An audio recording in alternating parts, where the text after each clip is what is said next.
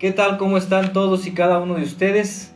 Hoy vamos en este programa, ¿verdad? Vamos a tocar también otro tema muy interesante, el tema del primado de Pedro y sus sucesores, es decir, el primer papa y todos los demás papas. ¿El papa fue puesto por la iglesia? ¿Quién inventó la figura del papa? ¿Está en la Biblia que tiene que haber un sucesor de San Pedro? ¿O son mentiras como nos dicen los hermanos protestantes? Vamos a ver todo eso en este pequeño segmento que van a ser algunas entregas porque no podemos darlo completo debido a la profundidad del tema. Pero vamos a empezar.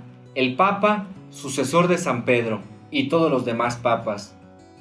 Fíjense ustedes que para ser fieles pues al mandato de Jesucristo y a la iglesia que fundó nuestro Señor Jesucristo, debemos mantenernos unidos. Y esto es algo importante y algo fundamental. Los católicos hemos estado unidos desde hace mucho tiempo, desde que Cristo incluso nombró a Pedro como su gran vicario. Nosotros los católicos gozamos de esta unidad, una unidad compacta, una unidad plena. Nosotros los católicos. ¿Por qué? Porque estamos unidos al Papa. El Papa es el sucesor de San Pedro, como lo veremos más adelante. Existe de hecho una línea continua que no se ha cortado desde el primer Papa, que es San Pedro, hasta el actual Papa Francisco.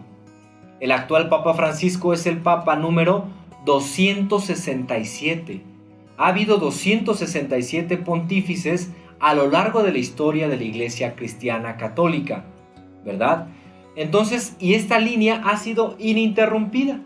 Eso ustedes lo pueden ver en cualquier enciclopedia, de la enciclopedia académica, en cualquier libro de historia de la Iglesia Universal o de la historia universal.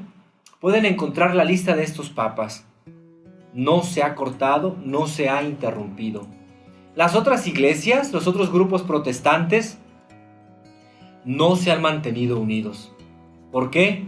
Precisamente cada vez son más y más y más grupos. Están divididos.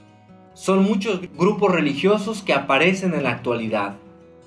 De hecho, por ejemplo, aquí tenemos más de 33,000 sectas en el mundo.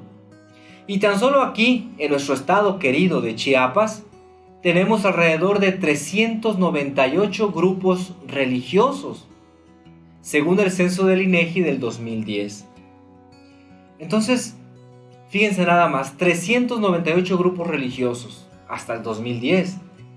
10 años después que estamos en esta fecha, contaremos sin duda alguna con un aumento de un 3 o 4% más de estos grupos. Los grupos religiosos que se han creado han sido precisamente, ¿por qué creen? Porque no tienen una cabeza, no están unidos, no tienen una unidad entre ellos. Cada quien se proclama pastor de su iglesia. Cada quien dice yo soy pastor y pongo mi iglesia. Nada más ¿por qué? Porque es un señor que habla bonito, porque es un señor que convence, porque es un señor que tiene el don de la palabra. Entonces puede fundar su iglesia y fundando su iglesia cobra los diezmos que corresponden. La gente es un líder político o un líder social y porque tiene carisma o bien porque tiene dinero puede fundar sus grupos religiosos, sus comunidades protestantes, pueden fundar su religión. Precisamente cada uno de ellos se constituye como una cabeza, como un pastor. Así es que pueden hacer pastores cuando ellos quieran y cuando se les ocurra. De tal suerte que en ese grupo, pues ya podrá haber pastores según cuántas personas quieran erigir una iglesia.